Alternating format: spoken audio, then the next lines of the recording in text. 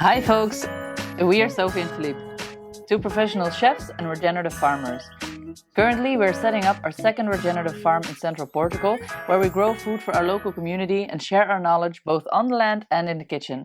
On this channel we take you along on the farm's development and we show you how we grow, cook and preserve nutrient-dense, regeneratively grown, delicious food.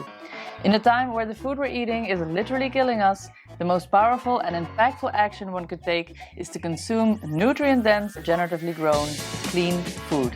Let's grow it, let's cook it, let's do it.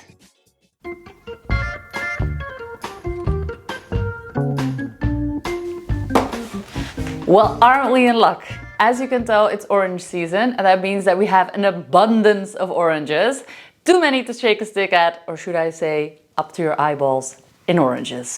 So in today's episode, we're going to show you 7 different ways which we preserve these oranges. To be exact, we will be making a flourless orange cake, fermented oranges, 2 types of candied oranges, orange infused salad dressing, frozen orange juice, cleaning vinegar, and cleaning alcohol. We're not going to waste a bit. If you want, you can skip to the chapter you are interested in, but I highly recommend you stick around for the entire thing, as you will get to enjoy even more of my juicy oranges, of course. Let's take this away, shall we? First up, we're going to be making our flourless orange and almond cake. It's really simple. It only has 5 or 6 ingredients and you use the entire orange, which is why I like it so. I already have another recipe up with walnuts, and that is great about this recipe because you can actually substitute the nuts that you're using. So we're making it with almonds, 250 grams of almond flour to be exact, 250 grams of unrefined cane sugar, 6 eggs, 1.5 teaspoon of bicarb, 1 teaspoon of salt, and 600 grams of oranges. As for the needed utensils, you will need a 23 centimeter or 9-inch cake spring, some baking paper, a strong blender, a saucepan, an oven, an old spatula, and a small bowl with a spoon to mix. So the first step is that we're going to boil our oranges. We're going to submerge them in water and put them on a fire, and once that comes up to a boil, we're going to strain them, and then we're going to put them back to a boil until they are completely soft, and you can test that by pinching through them with a little fork, and if they are completely easy to pinch or push through, spear, score, coarse, stab, I don't know which word to use, okay, but basically when you can push your knife through or a fork, they're done. To begin, place your oranges in a saucepan and cover them with water. Then put them on the fire and let them get up to a boil. Once the water is boiling, drain them in the sink. This will get rid of the excess bitterness in the peel. Now place them back into the saucepan and fill it up again with fresh water. Then bring it back to the boil. The oranges will take about 40 minutes to cook all the way through.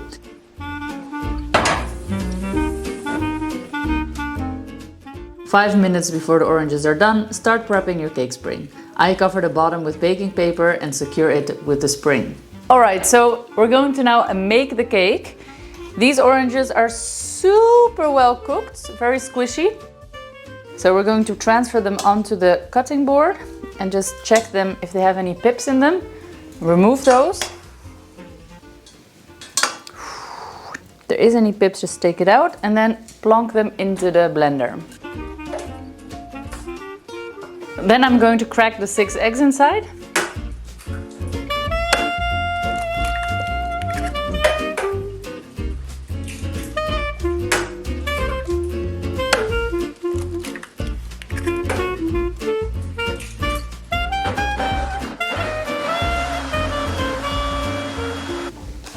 We're going to add 250 grams of sugar, our delicious almonds, teaspoon of salt, bicarb. Before I had blend on this, because as soon as the bicarb hits the liquid, it's going to start to react, so it's going to start making that carbon dioxide, which is going to give us that rise. I've plonked in a little teaspoon of butter here, and I'm just going to wipe down the sides of the tin. Ready to go in a minute. Let's close this up.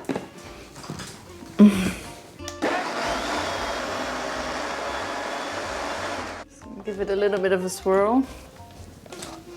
It's a cake smoothie. I'm gonna pop on my oven now on 180 degrees and we're gonna cook this for about 35 minutes or until it doesn't wobble any longer.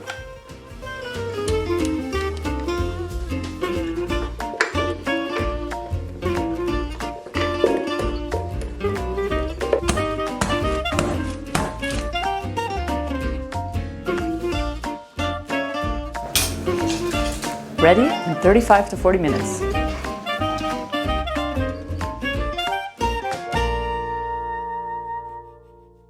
This cake is done. I've let it cool overnight and now the next day I'm going to decorate it so that we can serve it to the family. We're going to be using some mascarpone. I'm going to season that with some vanilla sugar. And I have just one cinnamon stick as a decoration, some fresh mint, and of course, an orange. First things first, vanilla sugar.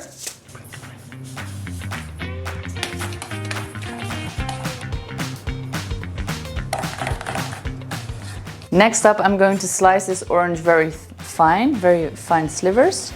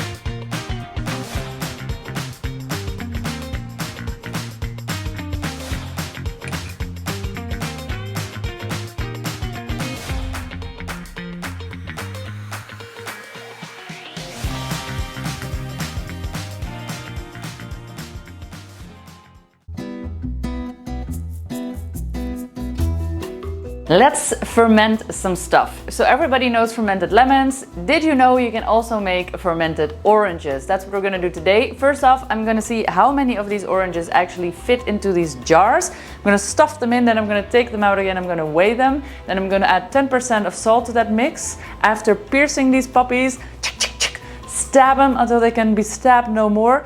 We're adding the salt, then we'll cover it with water, press it down, and that in a dark space on room temperature can stand there to ferment. You burp the jar every now and then. You're gonna have a delicious little condiment to add in sauces and marinades and any way that you see fit, really. I'm trying to get like small ones that fill up the space, right? Probably get one more in, what do you say? When oranges are fermented with salt, the salt draws out moisture from the fruit, creating a brine that encourages beneficial bacteria to break down the sugars, resulting in a tangy, preserved version of the fruit. This fermentation process enhances oranges' flavor, making them more complex with a salty, sour profile.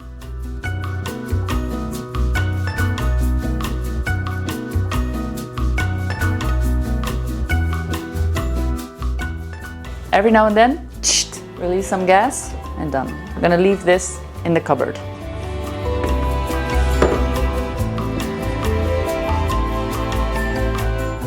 I burped these jars daily for about a week until they burp no more. Then you can start using them.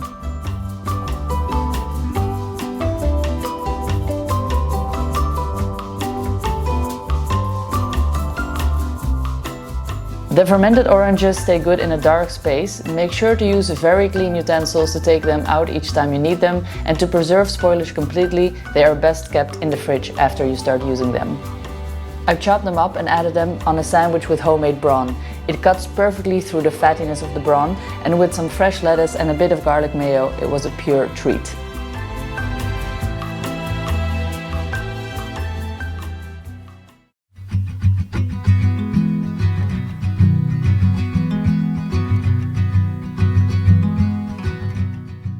Everybody deserves a little treat every now and then, and what better way to give in to those cravings than creating a delicious homemade candy. This is healthier than the store because it still contains sugar, but I've also made a batch using just honey. So we're going to make these candied orange slices, and we're going to coat those in a bit of sugar and cinnamon.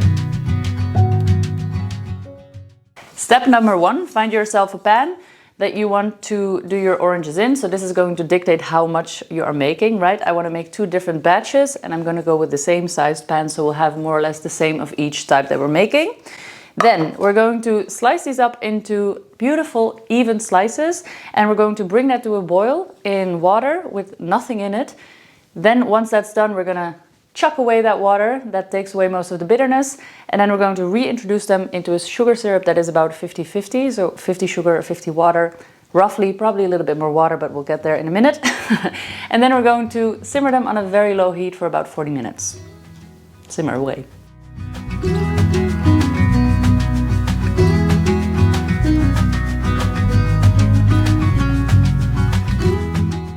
So I really like to use a bread knife, a serrated bread knife, because that way you get really long, slow cuts and you can slice really evenly. And then as I go, I take out some of the pits that I find, because obviously you want to discard those.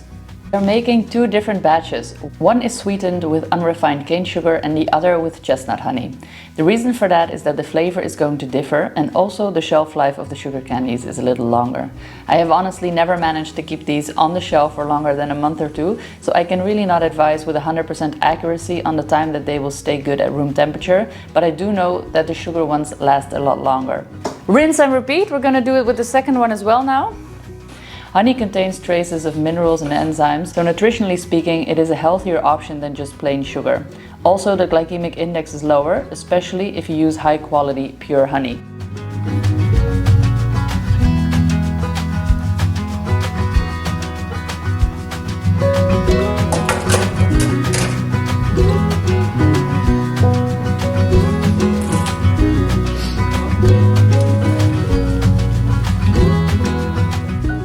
Now it is the time to make your sweet syrups to boil the oranges in. The sugar syrup did end up being 50-50 in weight, so just weigh out the water. You'll need to submerge your sliced oranges if you're making a different amount, and then add the same weight in sugar.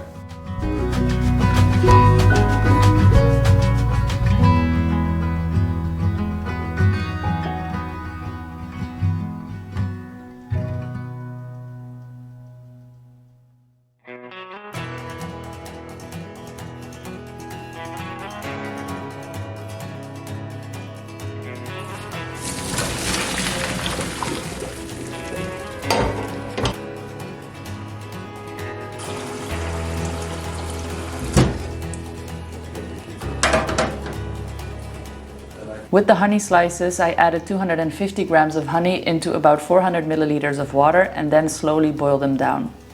Thank you, Paul and Elisa, for the wonderful honey you brought us from Italy.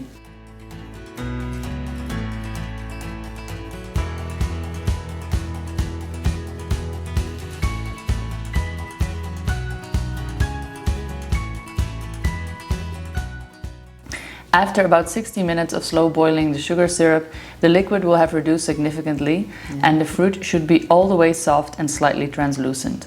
Now it's the time to lay them out on a rack. Gently make sure that they are not touching each other and don't throw away the syrups that are left. We are making something with that next. Once they are all laid out, you can now introduce them into a dehydrator that just blows air past the candied orange slices. You don't need heat here. I left them to dehydrate for about 2 days at room temperature with the wind continuously blowing past them.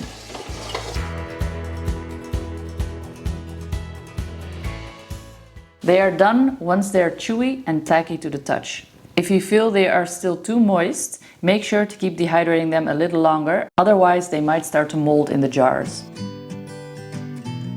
All right. So these have been in the dehydrator with just the fan on for 2 days now, and they are nice and tacky, which means that if you touch them, they're like a little bit sticky and they're very delicious. I have already eaten a few, and so has Lozzie, and so have the kids. So that's why they're not completely complete anymore. The ones with the honey have a really wonderful honey smell. They're both sort of equally sweet, and the texture doesn't really differ much. So it's really if you prefer sugar over honey or the other way around. And we're gonna do one more fun thing, which is We're going to go one tray, we're going to coat it in sugar and cinnamon, and the other tray we're just going to store as is in the other jar. So we're going to have 4 jars of candied orange peels that are going to disappear in no time, I'm sure.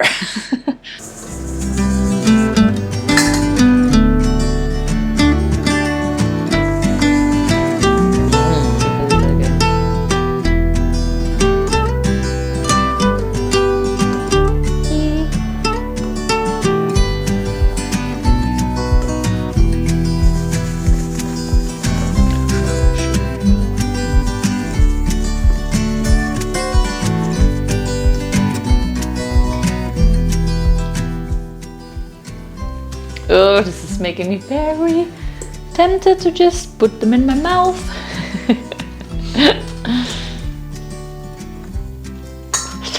The smell coming off of this, I cannot describe, but it's Christmas basically. And you can tell yourself that this is very healthy because, you know, everybody needs some vitamin C in their lives. Probably there isn't any left after all this cooking and sugar, but let's not talk about that.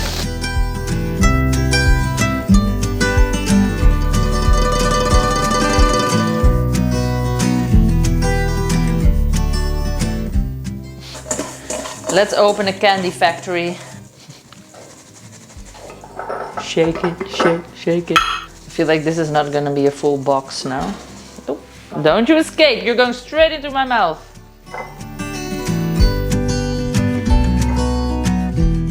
These candied oranges are a real success in our household, so I always place them up high. That way the kids won't be able to reach them.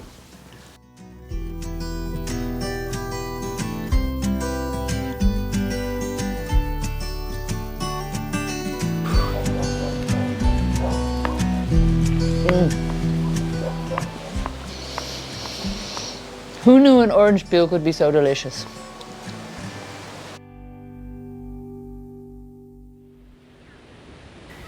Let me just quickly show you how to reutilize a leftover of another recipe. You can make this if you also took a crack at the candied oranges in the last recipe. It's super simple and quick. Just make sure to save the syrup from the last recipe. And then into that syrup add 1 tablespoon of mustard. Wash that down your funnel with 300 milliliters of apple cider vinegar. Add some salt, I added about a tablespoon, and shake, shake, shake, voila, done. You can drizzle this over a salad with some extra olive oil when you do so, and you have yourself a super flavorful and fragrant salad dressing. Enjoy!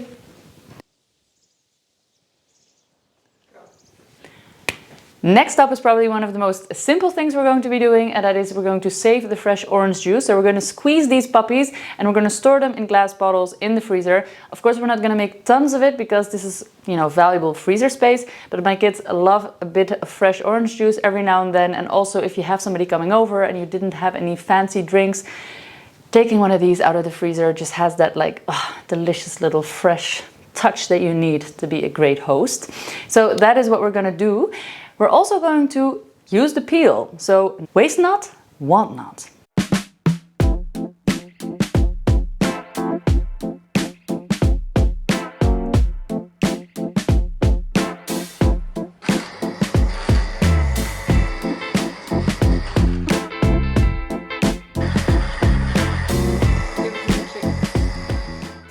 And pour with conviction, like everything in life.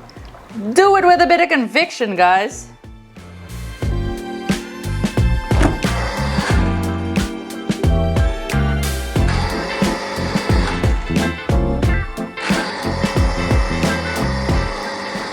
All right, so I'm more or less halfway. It's 16 oranges for 1 liter, more or less, we figured out. Of course, this will vary on your variety and how juicy they are.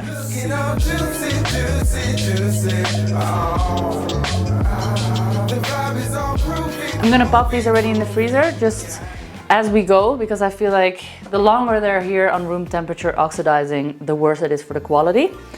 So let's pop these in the freezer.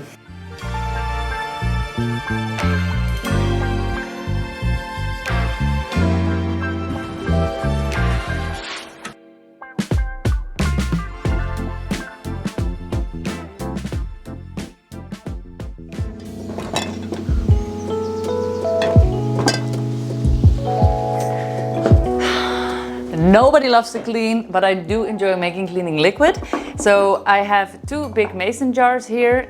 I also have the peels left over from the orange juice making, pure cleaning vinegar, some strong alcohol, aguardiente in this case, a knife and a cutting board.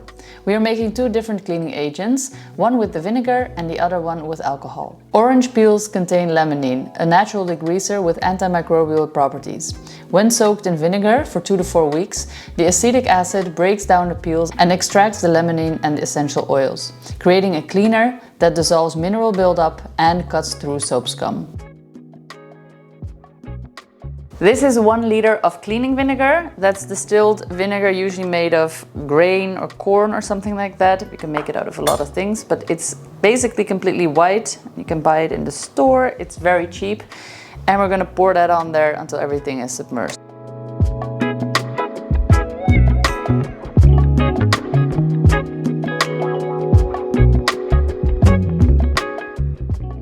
Next up is our homemade aguardiente. It says here on the little ladle, 60% alcohol. Alcohol-based versions evaporate quickly, leaving no residue, ideal for glass and kitchen surfaces. Both methods create zero waste, citrus-scented cleaners with real grime-fighting power. If you decided not to make cleaning liquid in the end, you could just add sugar to this and you'd have a wonderful liqueur. Added a bit of water there, but this will be used for cleaning, yeah? I'm gonna put one of these little submergers in there. 2 weeks from now, this will be done. You can then strain out the liquid and put it in one of those pulverizers cans. And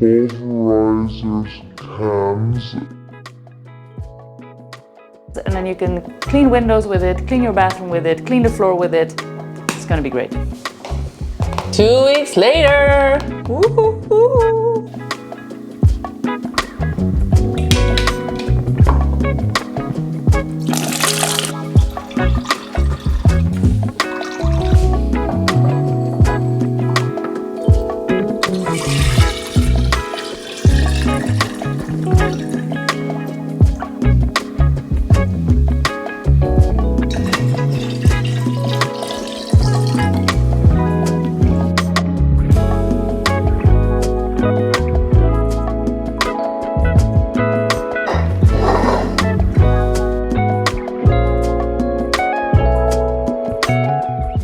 Now the vinegar is done, let's move on to the alcohol. It's just rinse and repeat. You remove the liquid by throwing it through a sieve, press out the excess alcohol and then reintroduce it to a clean jar.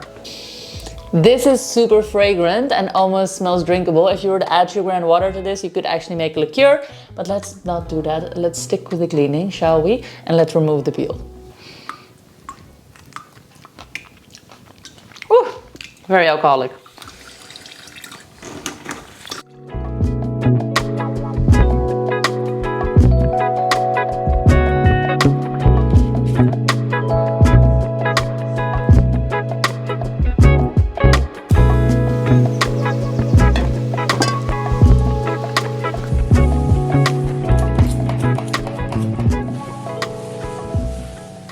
Alright folks, that was it for today's episode. 7 ways to preserve your oranges. The full recipes can be found on the website as always. If you want to check out more of our stuff, go and check out some of these videos. And if you liked what you saw, don't forget to hit that subscribe button. See you on the next one, The Farming Chefs. Peace out.